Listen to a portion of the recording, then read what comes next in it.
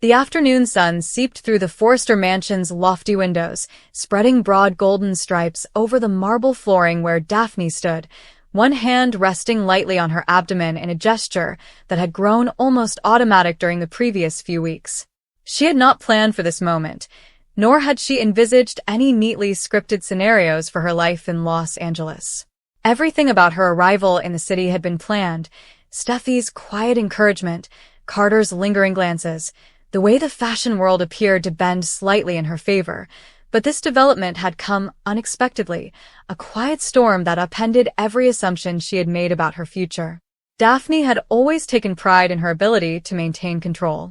In Paris, she had developed a business that required precision: late-night fittings, discussions with suppliers who understood French quickly, and hemline and fabric decisions that could make or ruin a collection. She used that same precision to her relationships, never allowing emotion to trump logic. When she first met Carter Walton, she noticed the appeal right away: the way his deep voice carried authority in the boardroom, the warmth in his eyes when he listened, and the uncommon vulnerability he displayed only in private. Their bond had soon grown, spurred by shared late nights at Forrester Creations and an underlying knowledge that both of them had previously been burnt by love. Marriage had happened faster than anybody had imagined, with a hurried ceremony full of white flowers and champagne toasts, and in the days since, they had spoken sincerely about raising a family. Carter's desire for children was evident, and he had never truly satisfied it in past partnerships. Daphne smiled and agreed, telling herself it was the next logical step. But the pregnancy test she'd taken in the privacy of their new shared bathroom revealed 2 lines almost instantly, and the math didn't match. Carter was on a business trip to New York at the time when conception was most likely to occur. They had tried, but had not been successful in their early attempts. The realization came over her like a thick fog: the kid developing inside her belonged to someone else.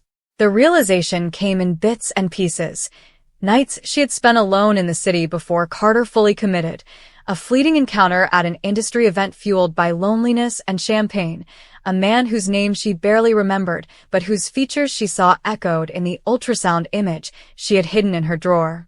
She'd stared at the grainy image for hours, tracing the little trace and wondering how something so insignificant could have such catastrophic repercussions. She had not informed anyone yet. Not Steffi, who had planned most of her journey to Carter with the finest of intentions. Not her closest confidant in Paris, who would have insisted she return home immediately. And especially not Carter, whose delight at the idea of fatherhood had become a daily ritual: morning kisses pressed to her forehead, delicate inquiries about her feelings, plans for nurseries and family vacations that made her heart bleed with remorse. Every time he spoke, "our baby," the words twisted inside her like a knife. She wanted to confess, to expose everything and let the consequences play out, but fear kept her back. Carter was a man of character. He would not desert her, but the trust they had carefully cultivated would crumble.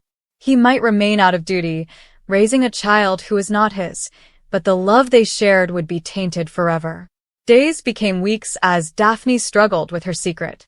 She walked gracefully through Forrester Creations, approving designs and attending meetings as her thoughts raced. Mornings brought nausea, which she attributed to stress or something she ate, and Carter fussed over her with concern, exacerbating her guilt. He brought her ginger tea, patted her back when she felt faint, and chatted quietly about how delighted he was to be a parent. "We've waited long enough for this," he murmured one evening as they sat on the balcony, watching the city lights. "I never thought I'd get here, but with you, it feels right." Daphne nodded, attempting a grin, her hand covering his where it rested on her stomach.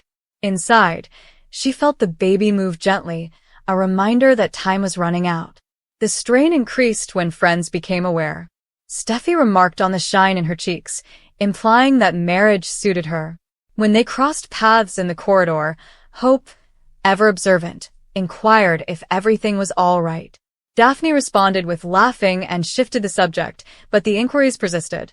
She knew the truth would come out eventually. Pregnancies did not remain hidden indefinitely, and Los Angeles was a small town where secrets spread quickly. She pictured Carter's face dropping, The questions he'd ask in his calm, measured voice, the grief he'd try to conceal under professionalism. Will he demand to know the other man's identity? Will he go, or worse, stay, and secretly detest her for years? Daphne snuck out of bed one night, unable to sleep, and made her way to the living room. The house was peaceful, but for the distant hum of the city below. She sat on the couch, a throw blanket wrapped around her shoulders, and let the tears fall. She sobbed for the life she had imagined with Carter, for the family they may have had if things had gone differently. She sobbed for the youngster, who deserved more than deception from the start. Most of all, she sobbed for herself, for the woman who had always taken pride in her honesty, but was now caught up in her own web. The following morning, she realized she couldn't wait any longer. Carter was in the kitchen, making coffee and whistling softly as he walked. Daphne approached him gently, her pulse hammering so loudly she felt he could hear it. "We need to talk," she replied, barely rising above a whisper. He turned quickly, concern etched on his features. "What's wrong? Are you okay? Is it the baby?" She took a long breath and forced the words out before her bravery failed. "I'm pregnant. But, Carter, you're not the father." The stillness that followed was deafening. His look changed from worry to uncertainty, then to raw and hurt. He placed the coffee mug gingerly, as if worried it would shatter. "What do you mean?" he inquired, though the realization was already dawning in his eyes. Daphne described everything, the timeline, the night she spent alone before they were totally united, and the man she hardly knew. She spoke without making excuses or begging for forgiveness, knowing that nothing would make the pain go away. Carter listened quietly, his mouth tense, his fists clasped at his sides. When she was finished, he went to the window and gazed out at the city for a long time. "I thought we were building something real," he finally admitted, his voice low. "I thought this was ours." "It is ours," she said quietly. "Or it could be, if you want it to be." He returned her gaze, his eyes gleaming. "I don't know what I want right now. I need time." He didn't raise his voice or accuse her of betrayal in dramatic words. That forbearance wounded more than rage could have. He silently exited the room, and moments later she heard the front door close behind him. The days after were a jumble of awkward silences and separate bedrooms. Carter remained in the guest room, entering and exiting with courteous distance. He went to work as normal, but the warmth between them had faded to something fragile and uncertain. Daphne immersed herself in her designs, sketching late into the night to keep her mind occupied. She went to doctor's appointments alone, hearing the heartbeat that should have made her happy, but just added to her loneliness. Despite the suffering, brief glimpses of clarity appeared. Carter began asking actual questions rather than accusing others. He wanted to comprehend the other man, not out of envy, but to make sense of the circumstances. He discussed options with a lawyer acquaintance, but he did not consider divorce. One evening, he discovered her in the nursery they had begun decorating together, staring at the cot still covered in plastic. "I keep thinking about the baby," he admitted. "Not whose it is biologically, but who it will become. A child does not choose how it enters the world." Daphne gazed up, hope sparking through everything. "Are you saying?" "I'm saying I'm not ready to walk away," the man said. "But I'm not ready to pretend nothing happened either. We have a lot to work through. Therapy, honesty, time. If we're going to do this, raise this child together, it has to be because we both choose it, not because of obligation." She sighed and shed a tear. For the first time since the revelation, she felt a spark of hope. Not the wonderful storybook ending she had imagined, but something more honest and tested. The path ahead would be difficult. Conversations with family, explanations to acquaintances, and the inevitable rumor that would circulate in the fashion industry. But, standing in the half-finished nursery, Daphne recognized that love isn't always about perfect beginnings. It was sometimes about deciding to stay, even if the foundation had cracked. As her pregnancy developed, the changes in her body paralleled the gradual restoration of their relationship.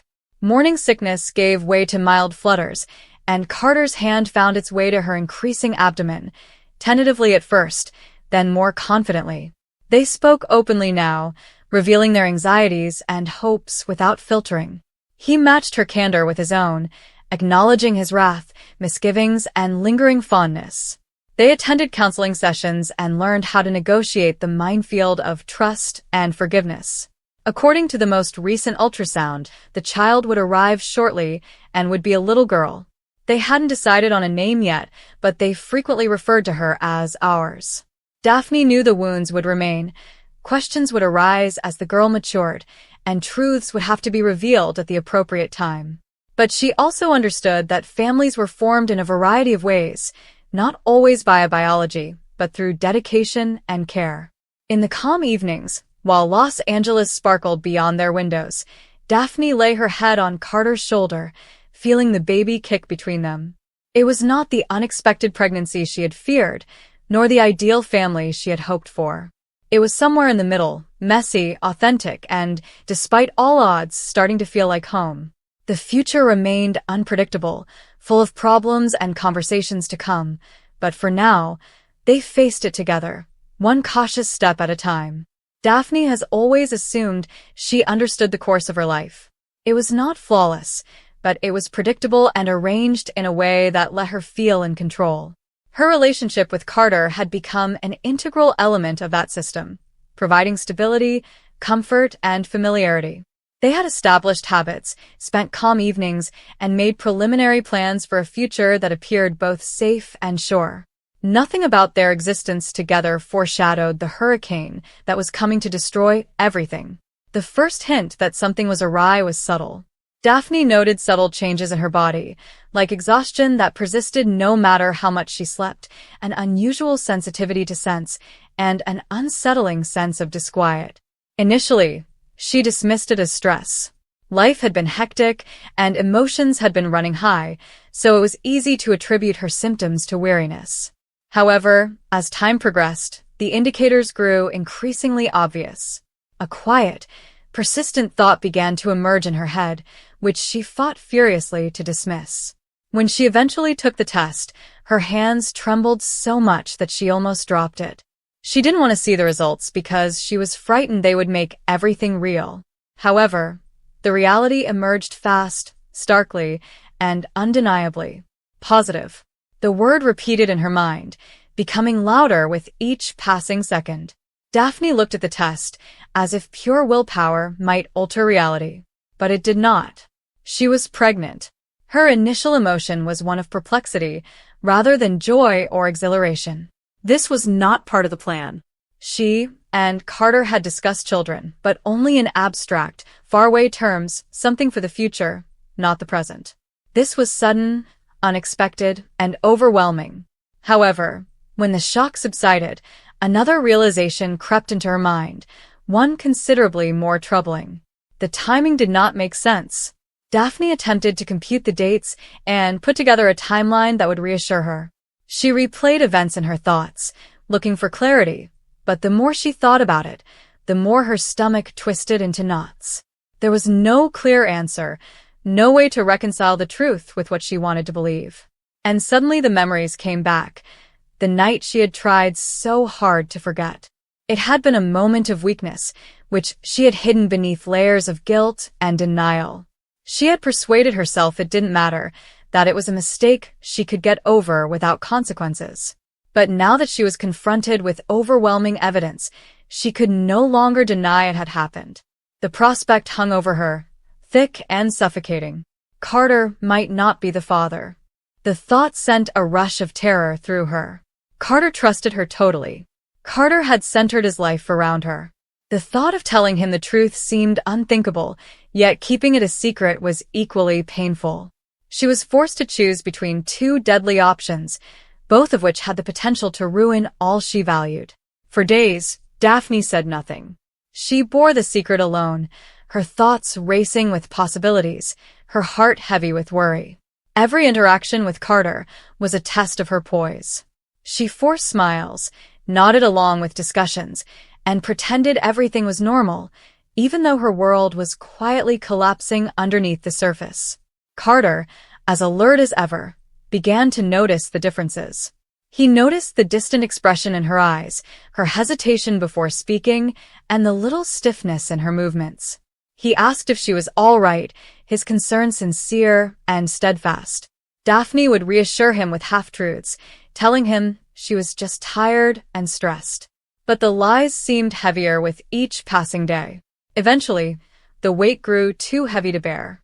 The moment she decided to inform him was unexpected.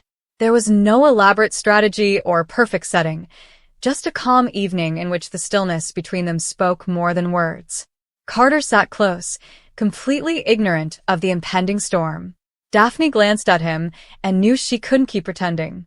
He deserved the truth, regardless of how terrible it was. Her voice shook as she began, and the words caught in her throat.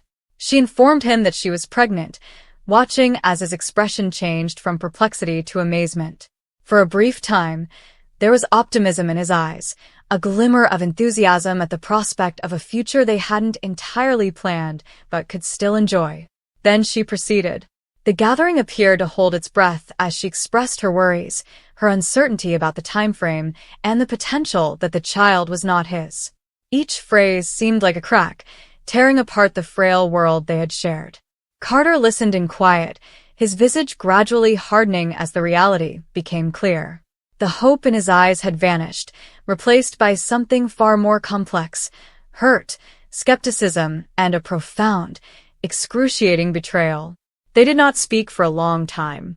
The stillness stretched between them, heavy with everything that had been spoken and could not be reversed. Daphne wanted to reach out, explain, and make things okay, but she knew there were no words that could do it. Carter eventually up, pacing the room as if attempting to avoid the seriousness of the situation. He asked questions, not out of curiosity, but out of a passionate desire to comprehend. Daphne responded as honestly as possible, even when the truth was difficult. There was no point in hiding anything anymore. The debate was raw and emotional, with periods of wrath, sadness, and perplexity. Carter fought to reconcile the lady he believed he knew with the reality in front of him. Daphne, in turn, struggled with the ramifications of her actions, the weight of her decisions crushing down on her. Nothing in the scenario was simple. In the days that followed, their relationship became more shaky. Carter needed distance and time to digest what had transpired. Daphne respected that, despite the enormous distance between them. She couldn't blame him for backing away. She knew she had damaged his trust in ways that couldn't be simply rebuilt. Simultaneously, the reality of her pregnancy evolved. Doctor's appointments, future decisions, and the looming issue of paternity all became part of her everyday routine. Each stride ahead seemed difficult, with emotions she couldn't quite untangle. The prospect of a paternity test hung over everything, an unavoidable step that would provide clarity, but also perhaps deepening the suffering. Daphne wasn't sure which she feared more: the confirmation that Carter wasn't the father, or the remote chance that he was, which would result in its own set of issues. Carter, despite his pain, found himself unable to go away. His feelings for Daphne did not vanish overnight, and the circumstances compelled him to confront emotions he did not fully comprehend. Part of him wanted to be there for her during this tough moment. Another part of him believed that doing so would entail accepting something he was not ready to accept. Their interactions were cautious and calculated, as if both were scared to say the wrong thing. There were times of vulnerability when the walls between them appeared to fall, but these were frequently followed by reminders of the reality they faced. Daphne's journey became one of contemplation and responsibility. She had to face not just the consequences of her acts, but also the underlying motivations for them. It wasn't enough to admit what had happened. She needed to know why it had happened and what it meant for her future. The issue remained unsolved for several weeks, but it did begin to move. Pain, while still present, began to make way for insight. Conversations, while challenging, became more honest. Both Daphne and Carter were forced to reconsider what they want, not only from each other, but also from their own lives. The pregnancy, which had before been a source of pure shock, had evolved into a fundamental reality, requiring attention and care. Regardless of who the father was, the child marked a new beginning, one that would affect everything that came after. Daphne knew the road ahead would not be simple. There would be difficult choices, emotional confrontations, and periods of uncertainty. But she also realized that hiding the truth had only made matters worse. Facing it, however difficult, provided an opportunity for growth and resolution. Carter, too, was at a crossroads. He had to decide whether he could move on from the betrayal and find a way to recover while remaining a part of Daphne's life. It was not a quick or easy decision, and he was aware that whatever he chose would have long-term ramifications. In the end, their tale became less about the mistake that led them to this position and more about how they chose to deal with it. The unexpected pregnancy had pushed them to confront truths they would have otherwise avoided, questioning their beliefs about love, trust, and responsibility. Things would never be the same again. But inside the uncertainty was the prospect of something new, an opportunity to rebuild, redefine, and, perhaps, in time, find a path forward that neither of them had envisaged.